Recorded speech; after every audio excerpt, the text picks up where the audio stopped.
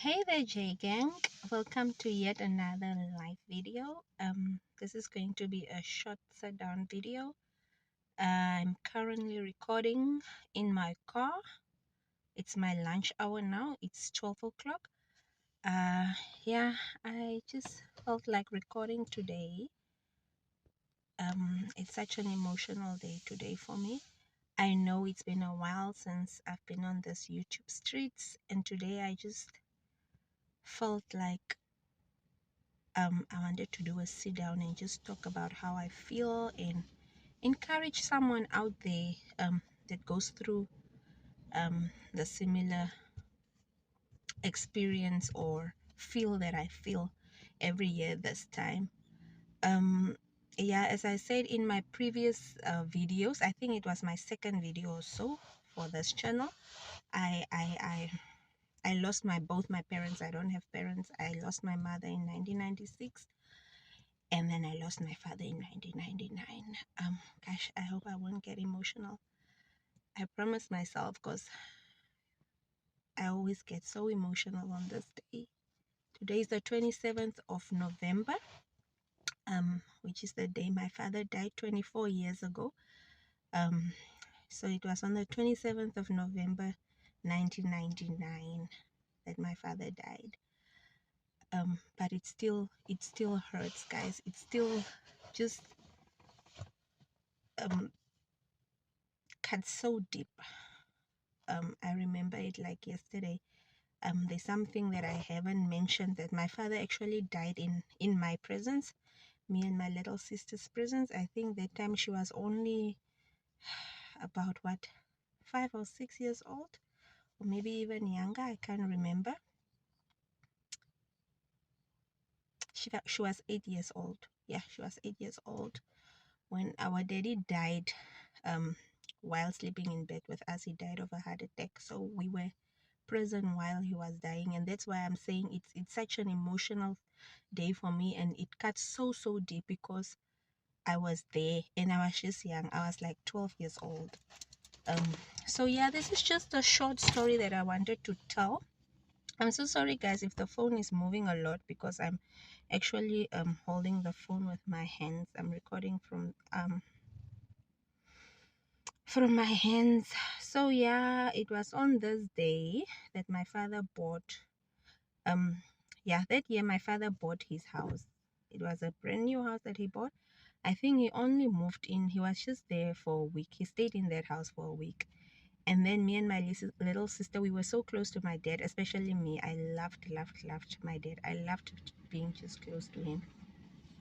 So I remember that day he bought the house. When he moved into the house, we were like, no, daddy, we want to come and stay with daddy. And he's like, no, you guys must wait, because it's just a 2-bedroom house. He wants to first organize the house and then we can come visit.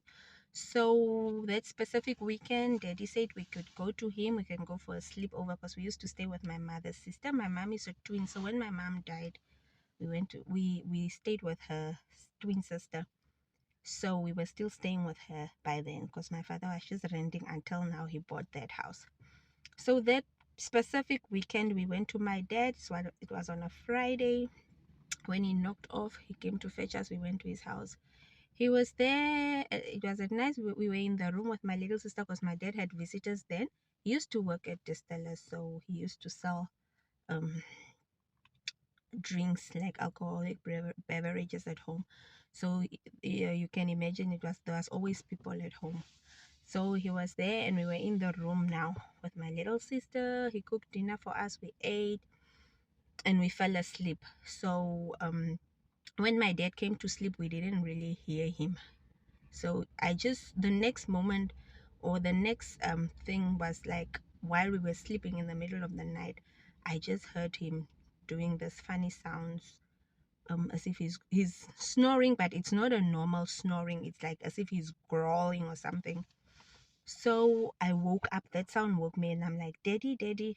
He's not answering, and it's like, it's as if he's struggling to breathe. So I go behind his like on top of his head, I don't know, by his pillows side, and then I'm now trying to lift him up. Imagine, guys, I was only 12 years old. I don't even know how I even thought of doing that. But yeah, I still remember it. It's still fresh in my mind.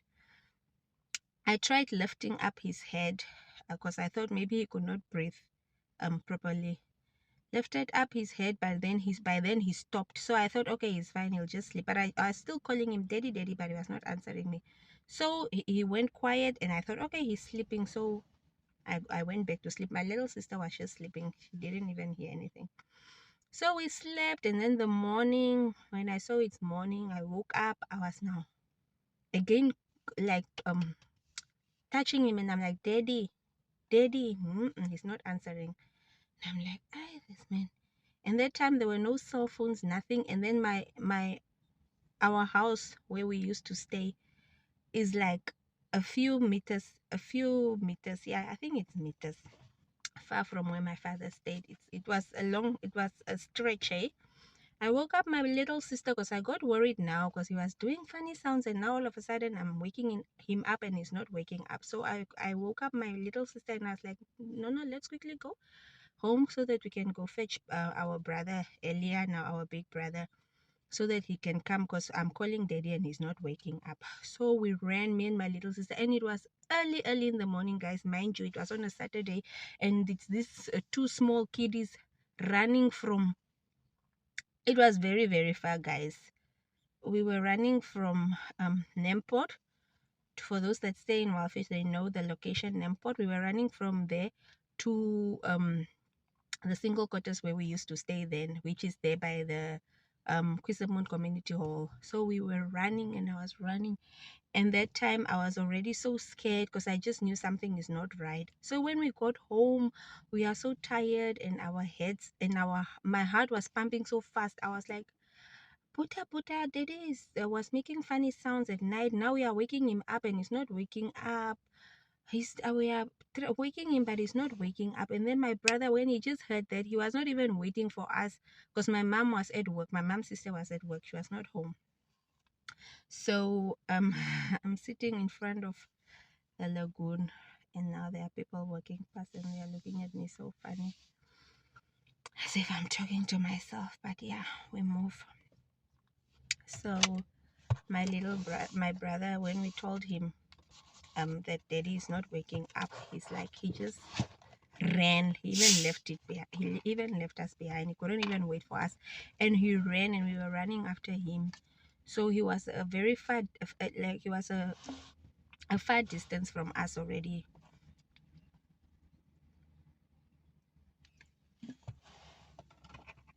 So by the time we reached my father's place, my brother was already long there. Mind you, when we went to sleep, it was late, so we didn't hear when my father came to sleep, as I mentioned earlier. And we also didn't know that he stayed with a cousin of ours that was just working night shift that day. So there was someone in the next room because there are two rooms. So we didn't know. Because if we knew that there was someone there, we wouldn't have ran to so far to go get my brother. So when we came to my father's house, we found my brother was already there, and then he was with that cousin of ours. Now I'm wondering, where is he coming from? And my brother is like, no, he was the whole time in the room. He works night shift. And I was like, oh no, I didn't know. But then when we got home, my brother's face already just gave it away. He had tears in his eyes and he was just shaking his head. I'm like, what's going on? He's like, daddy is gone. I'm like, no, you must be joking. No, daddy is gone. And that, because that cousin of mine is even the one that confirmed. He went and he touched him because I don't know. I'm sorry, guys, the phone is moving so much. And he was already cold. So that time of the night when I was calling him, or when he was making funny sounds like snoring, I think that time he was already fighting for his life. And me being so young, I didn't know because, yeah, sorry, guys.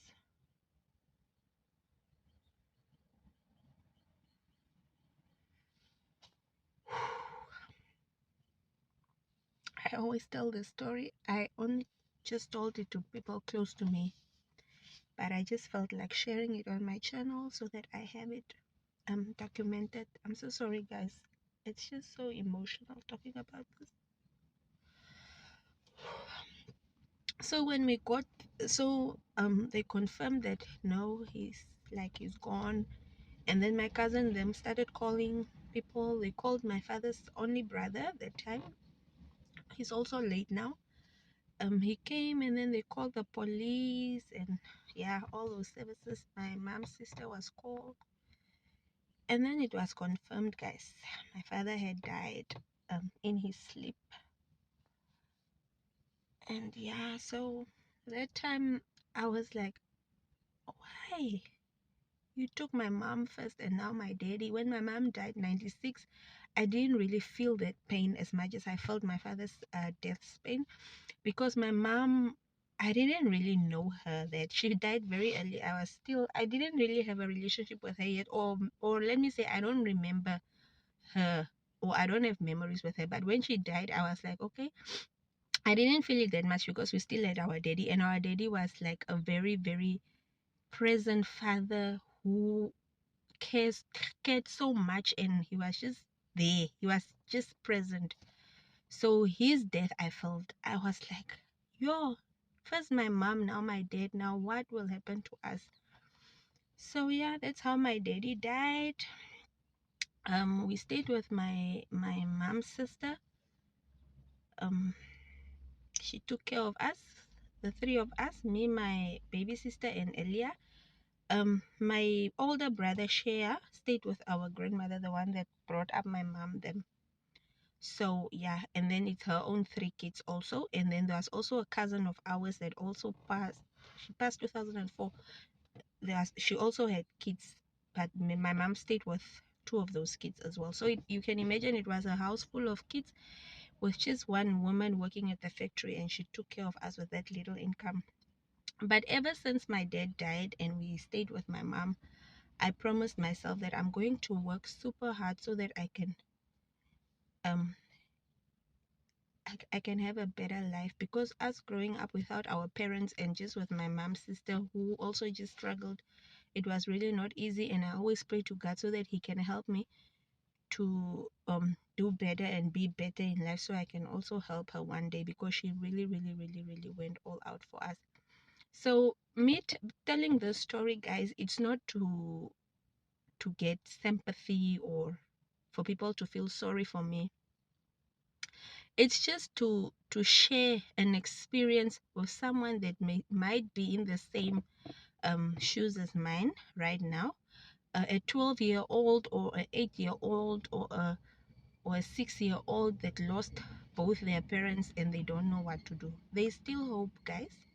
There's still hope for us that are left orphans at such a young age. God doesn't forsake his kids, and he always has a plan. He always knows why certain things happen to us. When I lost my father, I thought, yo, what will this life be without a father and a mother? But God came through. He carried us through. He walked through that woman. She was a single mother working at the factory, taking care of all those kids, but not a day did she say, no, I can't do it anymore. Or if it was someone else, they would send the kids to the north because they can't stay with all these kids in a city and send them to school, and they have to. If it was somebody else, they would have sent us to the north, and who knows what would have happened to us. But instead, she kept us. She put us through school, and we are here today. It was all God's grace, and I just want to put it out there that God has a plan for each and every one of us, even if it looks like there's no hope, or you feel like you are at the dead end, you don't know which way to go. Don't give up, guys. Let's keep on praying. Let's keep being hopeful. There's a prayer in my language that has that a verse that says, he's the father of the orphan, the father of the fatherless. And indeed he is. Guys, I live a grateful life right now. I'm not grateful for big achievements. I'm grateful for the small achievements. I'm grateful for the small blessings that God has blessed me with. I'm grateful for those simple things that someone will be like, ah, it's just the what? Ah, it's just the what? I'll even be very grateful for just oh sorry, carry it like this. I'll even be grateful for just someone that will just come from there and just give me a sweetie, or just give me a cool drink. I'll be so grateful, or just a gesture that someone does for me. um I live with such a grateful heart because of where I came from and what I've been through. And this might be an emotional day for me, like I said, but I'm still grateful that God carried me and that I can celebrate my daddy's life every year. He still gave me life. I'm still alive for me to take care of my kids, and I always pray that he helps me so that I can take care of my kids to the best of my ability and give them the love that I didn't get from my parents. I don't know my parents' love. I know my father's love until that point, but then I want my kids to experience that. It's a very sad situation, but God comes through for us, like I always said, and there is hope. There is hope. If I have to look at all my siblings, my father had 9 kids, now we are only 8. If I have to look at all my siblings, we are all okay. We are not well off, but we are okay. We are surviving. We are living comfortable lives, and this is all the grace of God, nothing else. It's all God's grace that carried us through, because he is the father to the fatherless. So this video is just to encourage someone out there that might have a similar experience, or that might be going through something similar as mine now, that there is hope, guys. I'm here. I'm a testimony. I saw my father dying. I saw him dying, and I thought, how will I make it out of this life? Like, what will I become? He was my only hope that one day I will be something better, because that's all he ever wanted for us. But without him, I made it. I'm sure he's the guardian angel up there that made everything possible with God's help as well. So there is hope, guys, and God comes through. God carries his kids. He doesn't forsake them. So yeah, that's all. Just a short sit down that I wanted to do with you guys. I know I have not been on this YouTube streets. I don't really have an excuse, guys. There are many a times that I would pick up my phone to record, or there are even instances where I recorded, I started vlogging, and then I just got lazy. So it's just laziness.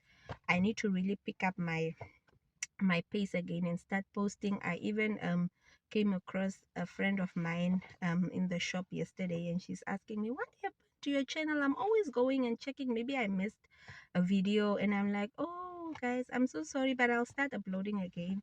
One never really realize how impactful you make people's lives, or how people look forward to your videos until you don't post anymore. So I'm really grateful, guys, for the love and the support, and the fact that you guys watches my videos. I will try by all means to start recording again. Yeah, it was just pure laziness. So yeah, with that said, guys, I hope you all have a wonderful day and week ahead, and please don't forget to like, share, and subscribe. Yeah, no, we will be back with the videos, guys. I just need to gather all my strength back again. And yeah, I also need to get a better phone, better equipment for this channel. But yeah, I will start uploading again. So thank you so much for watching the video, and for those that came back, thank you so much for returning. For those that are just viewing, please subscribe, like, and share the videos so that we can get as many subscribers as we can. And yeah, thank you so much, Jagan.